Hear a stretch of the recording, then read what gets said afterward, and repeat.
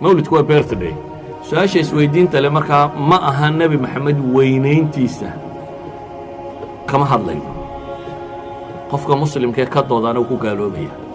waadix soo taasi maaha qofka muslimka ee nebi maxamed weynayntiisa ka dood geliya uu ku gaaloobaya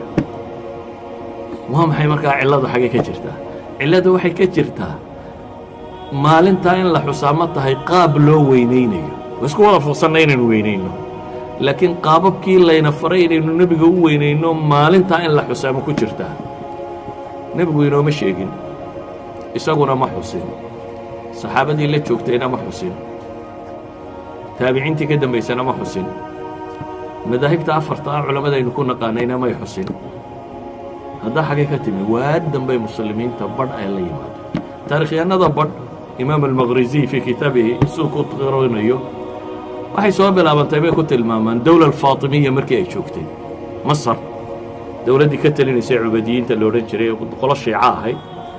ayaa waxay keentay 6 mawlid 6 birthday mawlidku waa birthday 6 birthday in la xuso nebiga calayhi salaatu wasalaam caliy bn abi aalib faatima xasan iyo xuseen iyo boqorka shantaa inuu noqdo waxa la xusaya lixdaa inuu noqdo waxa la xusaya dowladdii shiicada ahayd baa la riday markii la riday nimankii meesha qabsaday waxay dhahay war shanta shiicadana inaga tuuro nebigana iska xusno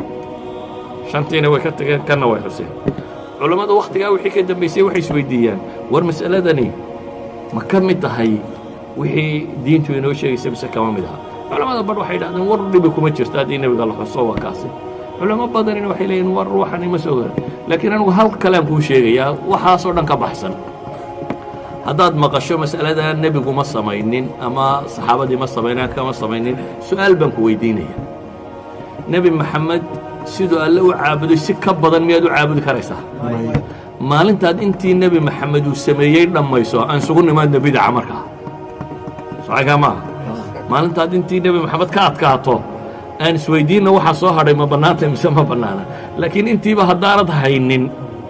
waxba bidaca ka warramay idan nebi maxamed maalin ha u yeeline maalin walba ku salli inaad sannadkii maalin sugto oo tidhaahdo maalintaasaan ku sallinaya maalinta tan dhan kale markaynu ka eegno ma la garanayaa maalintuu exacti nebigu dhashay taariikhdii carbeedee hore waxay u dhigantahay sidii taariikhdii soomaalida soomaalidu baadiya ku dhalataa siday u calaamadsan jireen laba wax bay calaamadsan jireen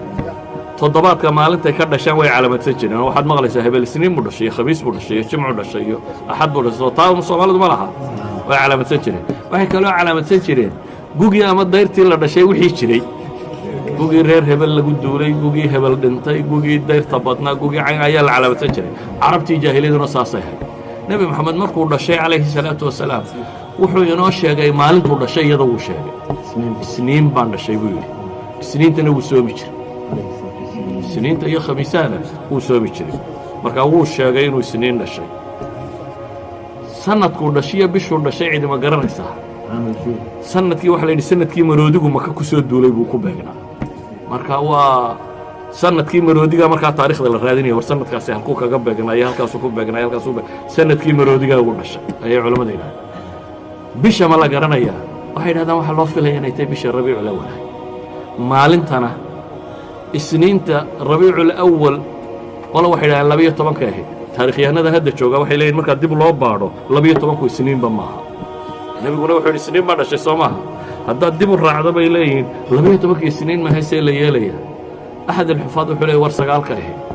culamo kale waxaa qabtaa 8 marka maalintan 12 waa ashharul aqwaal waa warka ugu caansan ee taarikhyahanadu ay qoraan laakiin exactly inay ahayd maalintaasi xataa maalin laysku waafaqsanyay maaha